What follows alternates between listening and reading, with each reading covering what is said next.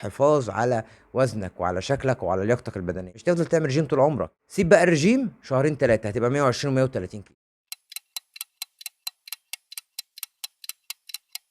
نظام رجيم ال 21 يوم في ناس بتسميه تحدي. في كلمه تحدي ممكن تدي حافز للناس. طب هخس قد ايه في ال 21 يوم دول؟ اي حد هيقول لك هتخس 3 كيلو او 4 كيلو او 5 كيلو، مع احترامي لكل الناس، دي حاجه انا مش هقول لك الناس بتضحك عليك، بس دي حاجه مش معترف بيها. كل واحد ليه معدل حرق مختلف، كل واحد ممكن ظروفه تختلف عن التاني، وزنه يختلف عن التاني، بيمشي على نظام الرجيم، بيشتغل، طبيعه الحركه، المجهود، كل واحد ظروفه فينا غير التاني. فمفيش حاجه اسمها هتخس كذا، هتخس 3، هتخس 4. لكن ممكن نحط افريج. يعني انا ال 21 يوم دول ممكن معاك يبقوا لايف ستايل، انا بحط لك حاجه ممكن تتعود عليها. دايما يا جماعه بنقول الرجيم صبر مش استعجال. انا ممكن اتخن في 6 شهور او سنه، ببقى عايز اعمل ده كله في شهرين. غلط. كل اللي عملته مجرد ما تسيب الرجيم، انت مش طول عمرك هتفضل تعمل رجيم. وحتى لو انت عامل لايف ستايل، لايف ستايل مجرد الحفاظ على وزنك وعلى شكلك وعلى لياقتك البدنيه. مش تفضل تعمل رجيم طول عمرك. فانت لو خسيت بسرعه، كل المجهود اللي انت عملته ده مجرد ما تسيب الرجيم اسبوع 2 3 هترجع وزنك. يعني لو انت كنت 100 كيلو وعملت رجيم ونزلت بسرعة وجيت على نفسك وما بتاكلش وبتجوع ومش عارف ايه، ووصلت في الاخر مثلا من ال 100 كيلو دول بقيت 60 كيلو، مجهود جبار 3 4 شهور 5 شهور. سيب بقى الرجيم شهرين ثلاثة هتبقى 120 و130 كيلو. فموضوع انك تخس بسرعة ده الرجيم صبر. خد وقتك عشان تنزل صح، عشان ما تخسرش كمية كبيرة من عضلاتك. والرجيم ما فيهوش جوع. اي حد بيعمل رجيم تسأله انت جعان، قال لك اه الرجيم ده بايظ. شبعان، الرجيم ده بايظ. انت لا بتجوع ولا بتشبع، انت دايما في مرحله الميديم، انت في النص، لا بتجوع ولا بتشبع. تعالى بقى نخش عشان ما نقعدش شهري معاكم كتير واصدعكم كتير. نعرف ايه هو نظام الرجيم 21 يوم. متقسم عندي على 3 وجبات، مفيش سناكس. انسوا كلمه سناكس في نظام الرجيم ده. 3 وجبات. الوجبه الاولى عندي هي الفطار. ايه هو الفطار؟ شريحه توست. طب ما فيش شريحه توست، ربع رغيف بلدي. طبعا انا يعني برضو بخاطب كل الفئات، عشان ممكن حد يقول لي توست ايه وبتاع، انا هوجع دماغي، انا عايز حاجه سهله وتبقى موجوده في البيت على طول. ربع رغيف بلدي، معلقه كبيره جبنه ملح خفيف او جبنه قريش. اي نوع جبن تاني لا. تمام، جبنه قريش او ملح خفيف، معلقه كبيره كده. معاهم بيضه مسلوقه او اومليت. لو هنعملها اومليت يعني يا ريت يكون في طاسه اللي هي الجرانيت او التيفال اللي هي البيض ما بيلزقش فيها، عشان مش عايز استخدم زيت او سمنه نهائي. مش عايز زيت او سمنه نهائي. طب ما فيش، ندعه زيت صغيره نقطه عشان بس البيضه ما تلزقش. وجع قلب اعملها مسلوق وريح نفسك.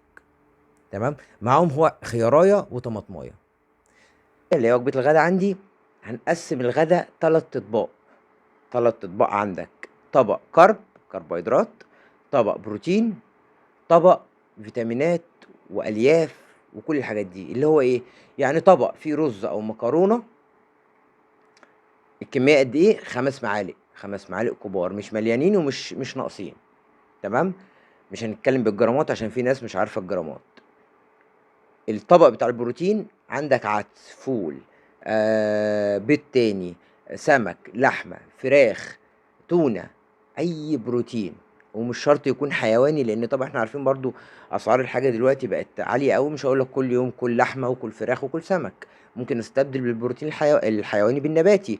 عندي فول وعدس وفاصوليا، وعندي انواع بروتين حيواني كتير. ممكن تخش على جوجل اكتب انواع البروتين الحيواني هتلاقيها كتير. تمام. الطبق التالت ده عباره عن خضروات. الخضار هنعمله سوتيه او هنحطه على النار بشويه ميه ونسلقه، مفيش مشكله. اهم حاجه لا زيت ولا سمنه. ممنوعات الرجيم ده اللي هقولها في الاخر: زيت وسمنه ممنوع خالص، مش عايز زيت وسمنه. دي الوجبه التانية بالنسبه لي. كميه البروتين قد ايه وكميه الخضار قد ايه؟ كل بروتين او كل خضار زي ما انت عايز. بس اهم حاجه ناخد بالنا من الميكسات المدمره. اللحمه لو هناكلها ميبقاش فيها دهن. هناكل فراخ يبقى صدور فراخ. يعني بلاش الميكسات المدمره، اللي هو مثلا باكل بسكويت وازازه بيبسي. يعني مثلا كمثال يعني. لحمه هاكل بروتين صدور فراخ. سمك من غير الجلد طبعا، يكون مشوي يكون افضل. دي انواع البروتين اللي ينفع ناكلها. إيه العشاء؟ الوجبه الثالثه امر بسيط جدا: طبق سلطه خضراء. طبق سلطه خضراء في زيت زيتون، هنضيف عليها شويه زيت زيتون. مفيش زيت زيتون، مش عايز زيت زيتون. والسلطه دي هنحط لها بروتين. تاني هاكل بروتين، تاني هتاكل بروتين. عايزين نحافظ على الكتلة العضلية عندك. طب البروتين ايه اللي احطه على السلطة؟ ايه السلطة اللي بحط فيها بروتين دي؟ في سلطة ممكن نحط عليها صدور فراخ. طب مفيش صدور فراخ، ممكن نحط عليها تونة. طب مفيش تونة، ممكن بضاية مسلوقة واقطعها واحطها على السلطة. طب مفيش بيض، احط فاصوليا حمرا. مفيش فاصوليا حمرا، احط حمص. مفيش حمص، حط عدس. اي نوع بروتين حطه مع السلطة. طبق سلطة كبير والبروتين. وبعد كده ظبط موضوع المية. طبعا هنقول نصايح دلوقتي بتاعة الرجيم اللي ينفع او اللي لازم تبقى موجودة في الرجيم. هو ده نظام الرجيم بتاعنا، امشي عليه. من ممنوعات الرجيم بقى على طول كده، طبعا معجنات، مياه غازية، شيبسي، الحاجات السوبر ماركت كله، الحلويات المصنعة. سكر امنعه خالص.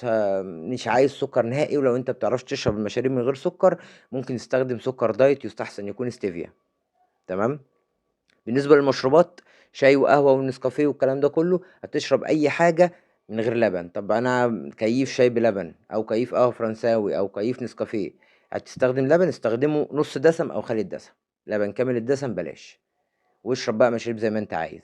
عندنا 3 مشروبات هيتشربوا كل يوم: كوباية قرفة، كوباية شاي أخضر، كوباية جنزبيل. قسمهم كل واحدة على مزاجك بعد الأكل بنص ساعة. تمام. يعني قرفة شاي أخضر جنزبيل، بعد كل وجبة اشرب كوباية، بعد الأكل بنص ساعة. مية 3 لتر مية في اليوم. اعمل أي نشاط بدني، انزل امشي في الشارع 30 دقيقة برتم ثابت وسريع. بتروح جيم يبقى مية مية، ما بتروحش جيم خش على جوجل، خش على اليوتيوب، اكتب تمارين في البيت. المهم تعمل نشاط بدني 30 دقيقة في اليوم. نومك بالليل 8 ساعات، حاول تواظب عليهم وما تسهرش. نِفْسك بقى في حاجة حلوة، نِفْسك في حتّة قد كده، خلّيها يوم الfree. يوم الfree وجبة بس free، مش اليوم كلّه free. ده كده بالنسبة للممنوعات. وبالنسبة للمَيّة، كتّر في شُرب المَيّة على قد ما تقدر.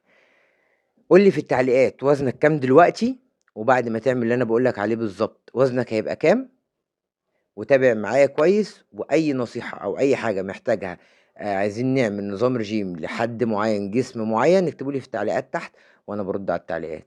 وأشوفكم الحلقة الجاية إن شاء الله على خير، وتكونوا بأفضل صحة وأفضل حال. سلام.